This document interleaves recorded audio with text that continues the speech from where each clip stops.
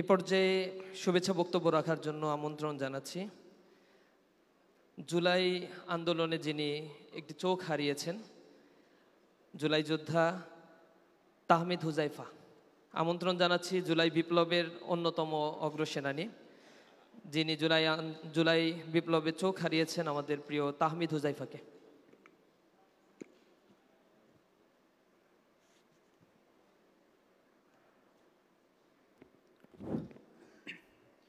আউযু বিল্লাহি মিনাশ শাইতানির রাজিম। বিসমিল্লাহির রহমানির রহিম।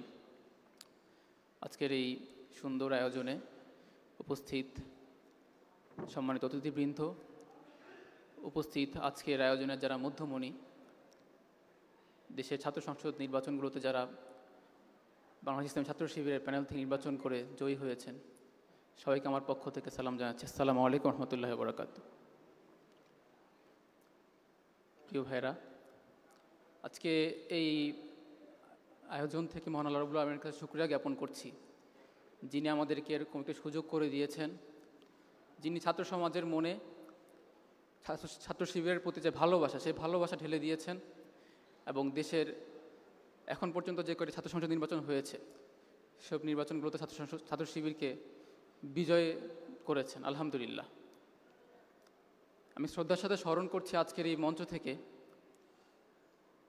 ইসলামী ছাত্র শিবিরের প্রথম কেন্দ্রীয় সভাপতি শহীদ মীর কাশেম আলী ভাইকে, শহীদ কামরুজ্জামান ভাইকে, যাদের দেখানো পথে, যারা আমাদের শহীদদের ইমাম হয়ে আছেন, দেখানো পথে যিনি যে রক্তস্নাত পথ তারা আমাদেরকে দেখিয়ে গিয়েছেন, সে পথেরই আমরা যাত্রী।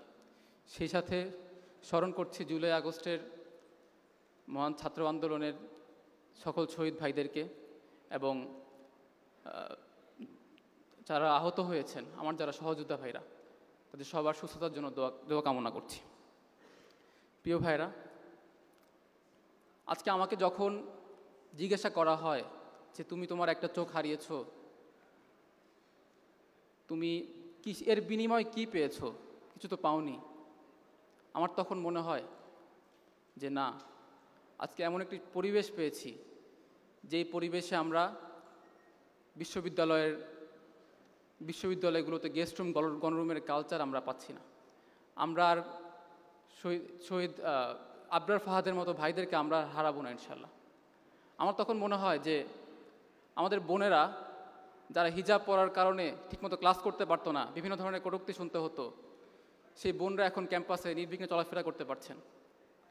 আমি আল্লাহ রাব্বুল আলামিনের কাছে শুকরিয়া জ্ঞাপন করছি, আল্লাহ রাব্বুল আলামিন আমাদেরকে এমন একটি পরিবেশ দান করেছেন।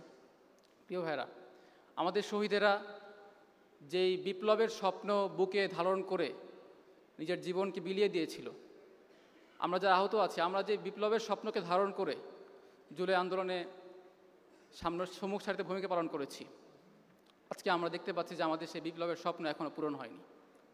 তারপর আমি আশা রাখতে চাই, আমরা জানি যে বিন্দু বিন্দু থেকেই মহাসিন্ধু তৈরি হবে। আজকের ছাত্র সংসদগুলো সেই বিন্দু, এবং ইনশাল্লাহ বাংলাদেশের ছাত্র সমাজের ব্যান্ডেড নিয়ে আমরা সেই বিপ্লবের মহাসিন্ধু রচনা করব ইনশাআল্লাহ।